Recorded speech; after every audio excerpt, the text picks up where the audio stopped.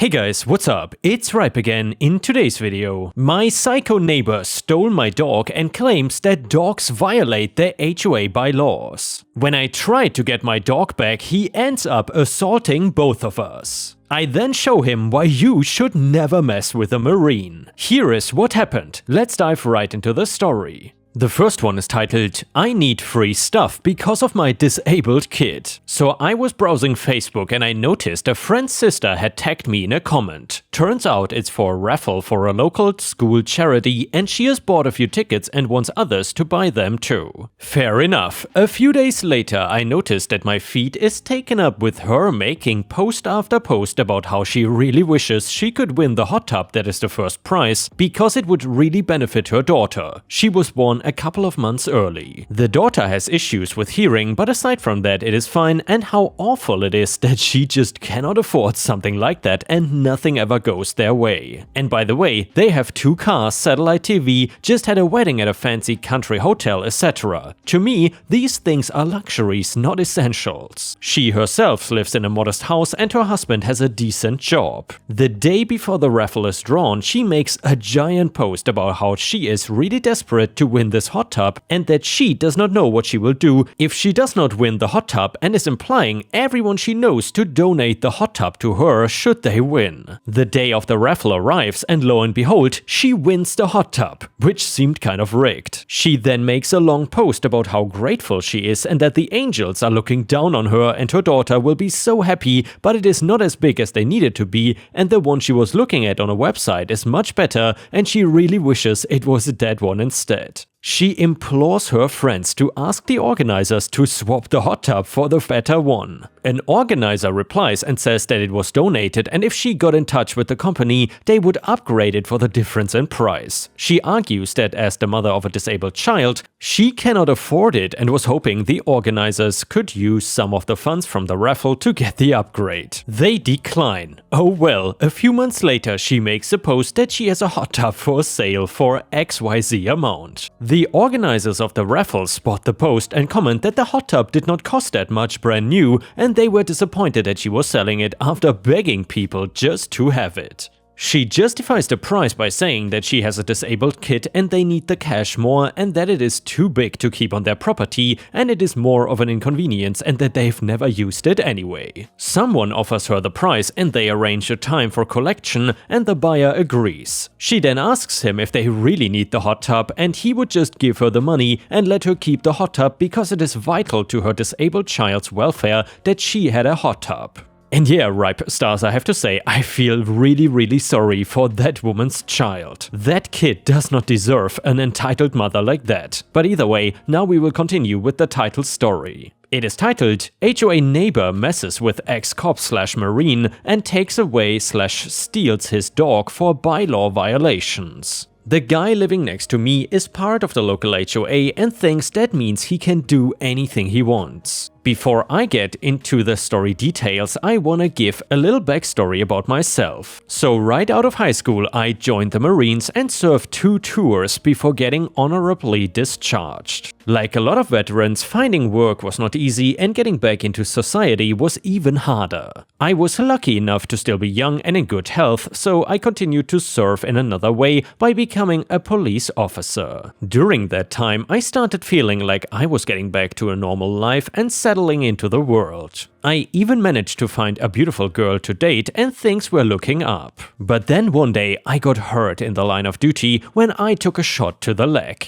It took almost a year to recover, but since I was gonna have a permanent limp, I was basically forced to retire from the force. During that time, I had lost my girlfriend and fell into a bit of a depression. I was not even 40 yet and I had basically been retired from 2 different jobs. I was fully a civilian again for the first time since I was a teenager and I really did not know what to do with myself. That was when I found my dog Roxy at an animal shelter one day. You might picture a guy like me having a big dog like a pit bull terrier or even just a classic golden or lab. This dog was probably the furthest thing you would think of when seeing me and picturing what dog I walked out with. It was a teacup Yorkie and she became my entire world and was the thing that turned everything around. She pulled me out of my slump and let me realize that I had a ton of life to still live. I wanted to make some big changes, and one of them was moving out of my depressing apartment into a nice neighborhood. I had no community where I was and thought maybe finding one would be a good start. The neighborhood I picked did have a mandatory HOA, but in all honesty, almost every area around here has one, so it was just a normal thing. I signed the papers and was the brand new owner of my house. What I didn't know until after was that the guy living next to me was actually on the HOA board and had a lot of opinions. Without giving me a chance, he decided that he did not like me, and for a moment I felt like slipping back into my old self and giving up again.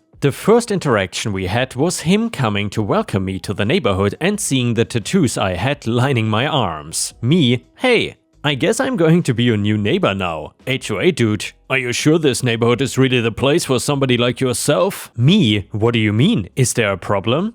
HOA guy, I'm on the HOA board and I want to make it clear now that we don't tolerate certain behaviors. Me, okay. Did I do something wrong already? HOA, I just see all the tattoos that you have and well, I know your type. If you have biker gang parties or start doing drugs and drinking, I won't have any problem calling the cops on you. I understood that he was judging me based on my many tattoos, muscles and beard. I'll admit that I could look scary out in public, but he still should not have acted that way. When he heard a bark and questioned if I had a vicious dog, I simply told him that my dog was not dangerous before closing the door. It was as bad as a first impression as you could get, and it got me all anxious that I made a mistake by moving here. The rest of the neighborhood people seemed to be fine with me, and other neighbors even noticed some of my tattoos being from the Marines. A lot of them wanted to hear my story and thanked me for all that I did. They seemed glad that I was living in the area, and the only thing that was not going well was my immediate neighbor. The nicer people seemed to be towards me, the angrier he seemed to get. With my past, it was not easy to get under my skin, and my neighbor was learning that the hard way. No matter what nasty remark he said or potential HOA fine he threatened I would get, I did not seem to care.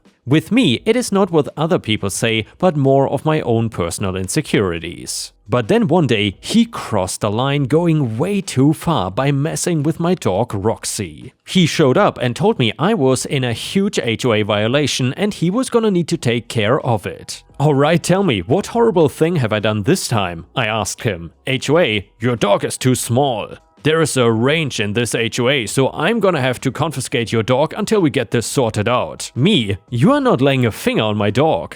I heard Roxy bark and realized that he had already grabbed her from my backyard and taken her off my property. He must have waited until I opened the back door to let her do her business. I was ready to tear this guy's face off, and I think he knew that because he retreated quickly. I knew I had to calm myself down because I couldn't just run up and arrest him or attack him anymore. So once I calmed myself down, I went right to his house and started banging on the door until he opened the door. I demanded that he give me my dog back, and he tried to act like my dog was not even in his house. I called out her name though and could hear her barking somewhere in his house. He threatened to call the police on me for refusing to leave his property, and that was when I finally had it and dropped on him who he was really messing with. Me? That's fine. Call the police, go ahead. Heck, tell them to bring the chief. I'm sure he would love to see how one of his old employees had his dog stolen. HOA, a delinquent like you could never be a cop. Me, you are messing with a guy who was not only a cop but served 2 tours in the Marines. Listen to me, you have one chance to give me my dog back or I'm gonna do everything to take her back. The neighbor then slammed the door in my face and I could hear him kick Roxy and her whimper on the other side.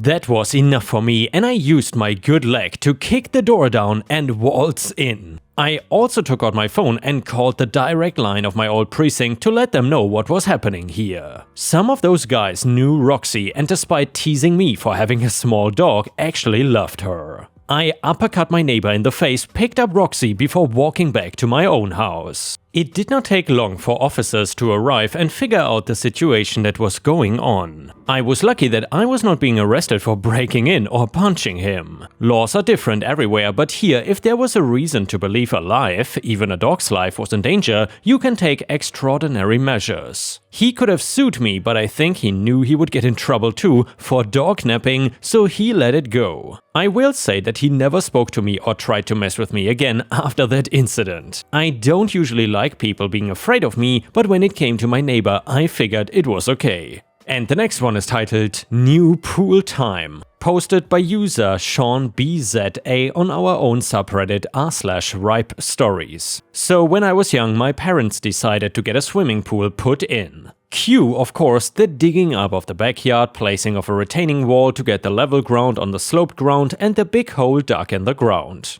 Then there was the wire, and finally the concrete gunneting, and then the plastering and laying of slasto around it. After that was all done, it is a Friday when the pool is finally filled, filter is running, and the water is clearing up, and us kids, my sister and the neighboring kids, can swim in the pool.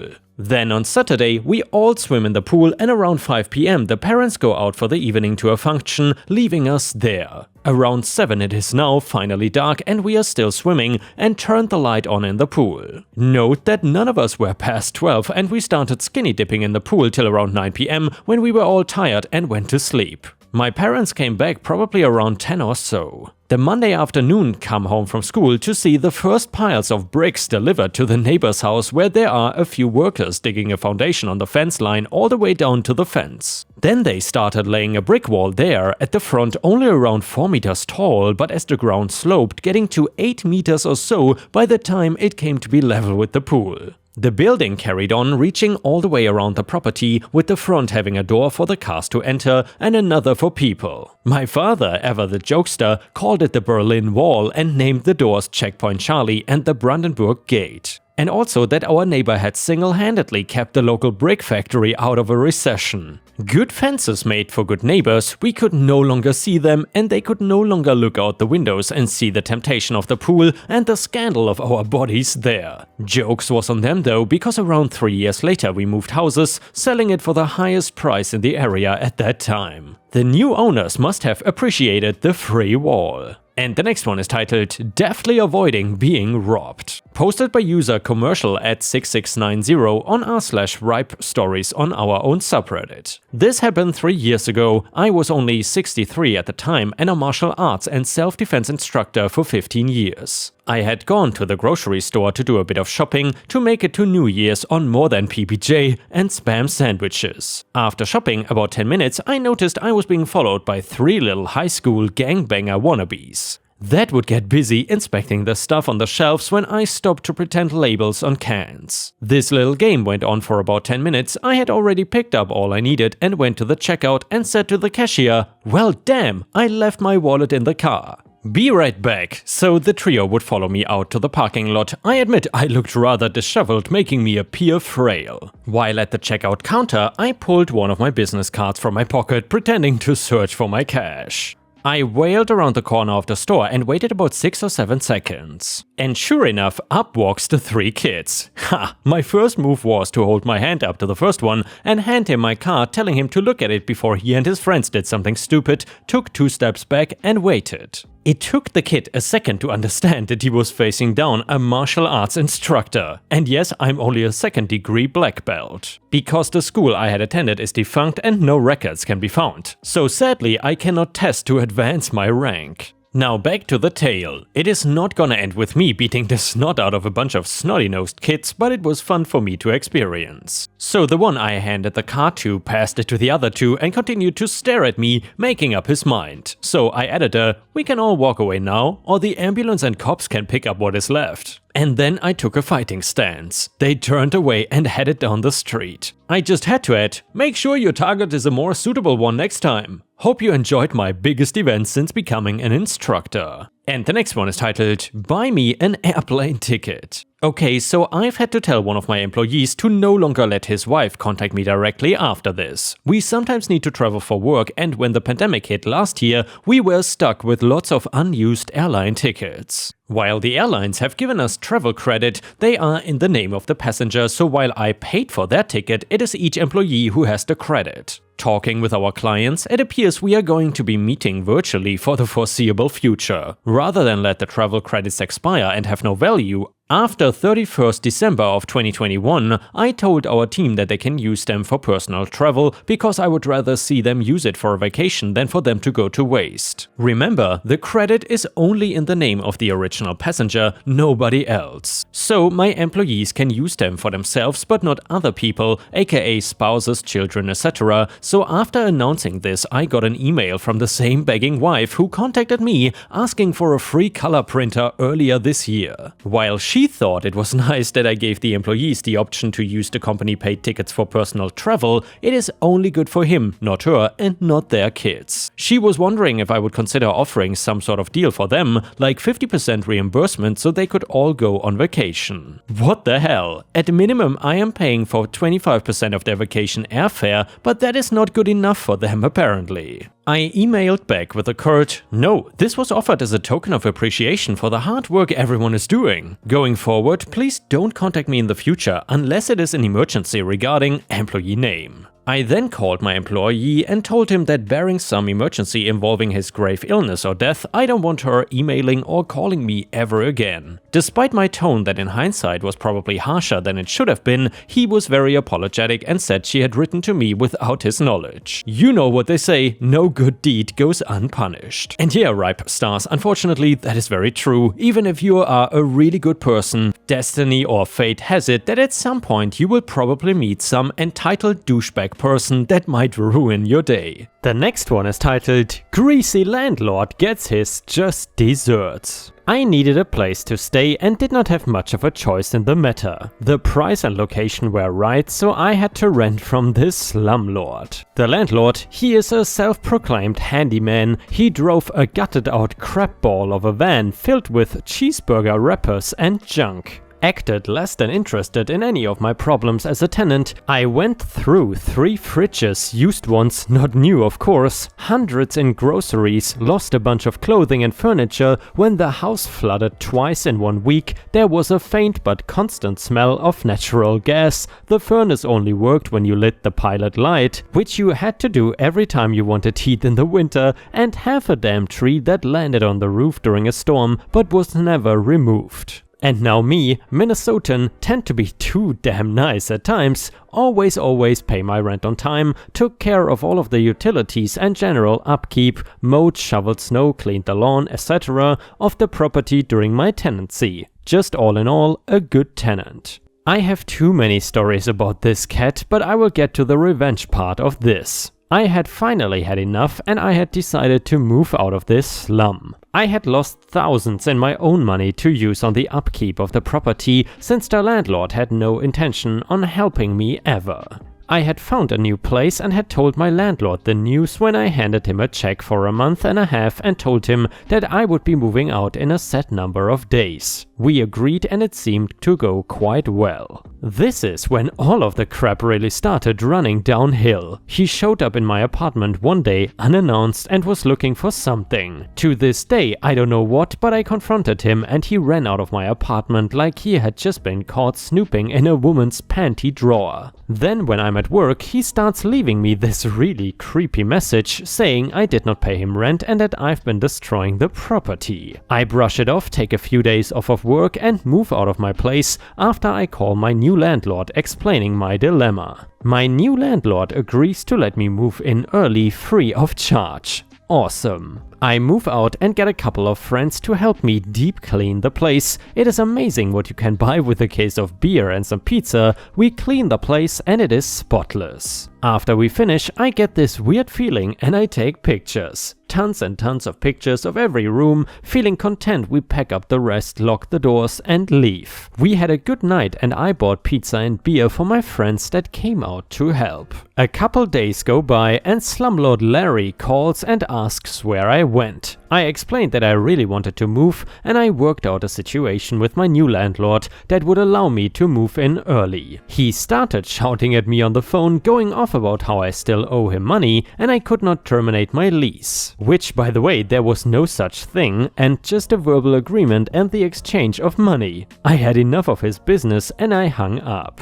A month goes by, I hear nothing from the slumlord. Then all of a sudden, I get a certified letter from him in the mail along with some pictures. How the hell he got my new address, I think to myself. I open the letter and the dude is going to try and sue me, stating that I damaged his property with supposed pictorial evidence, and for the neat sum of $5,000 it would all go away and we would not need to take it to court. I say F this and I call up my parents to get the number for their lawyer. I explain everything to him and tell him about the pictures I saved. I ask my lawyer if there is anything I could do about this. I am steaming and I want blood. My lawyer laughed it off and told me to go check and see if the property was listed under a rental property in the city that I lived in. The next day I go down to the government center and I find out that the slumlord does not have it listed as anything other than residential. I turn him in and I also find out that the property cannot be rented, and a permit for someone to even come look at the property to make sure it was up to code